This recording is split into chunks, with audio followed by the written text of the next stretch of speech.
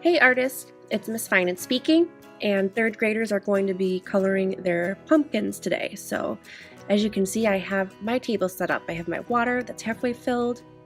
I have my brush, my paint, all placed on my towel. And you're going to keep that in the middle of your table, but I'll have to push it aside. We always know here at Dickinson East, as soon as we get our paper, we can begin. So here's mine. We've been studying Yayoi Kusama, whoop whoop, and we know that she covers her pumpkins with dots because that's how she sees the world.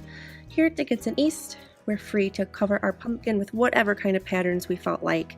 Anything with a shape or a line repeating, created our pumpkins with contrast as well, and we used our Sharpie in the last 2 weeks.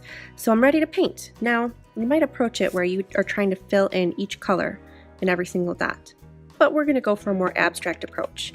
We only have today, artists. This is our only day. We've got a lot of work to do, so I'm going to sit down and get started. Well, as soon as I get my paper, I can grab my brush, and who knows who used it last. It might be filled with paint. So I'm always going to scratch it on the bottom of my cup, giving it a nice little swish, and then wipe that extra water off on the edge of the cup. Then I'll dip in my first color. I'm trying to keep my brush up. We don't want no booty scoot ballet in this classroom. When I'm starting to paint, I'm going to be really gentle with my brush. I have this huge puddle I'm going to start to spread around. As soon as I'm ready to change colors, scratch it against the bottom. Swish, swish, swish. Wipe, wipe.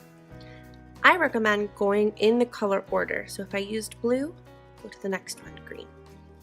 These are colors that blend well together, and your colors are going to be blending all over the page, excuse me.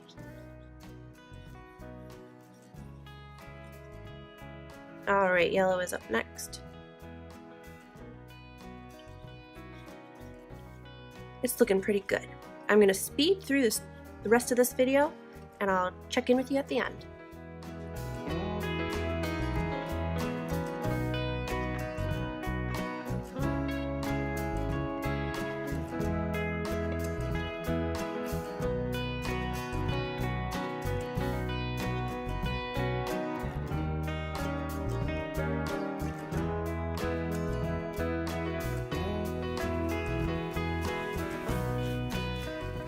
I'm finished with my painting. I filled the whole thing in with colors. I don't worry too much about the outside. Either you have decorations that you drew outside, and I guess you could paint those, but we might cut them out. If you did paint outside the lines unintentionally, I wouldn't worry about that. However, now that I'm done, I have to decide, is it before the cleanup bell rings? If the cleanup bell has not rung, then I need to put my own brush in the dirty brush bathtub, take my own painting to the drying rack.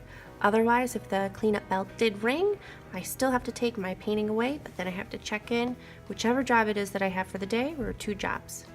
Thanks for watching. Stay tuned.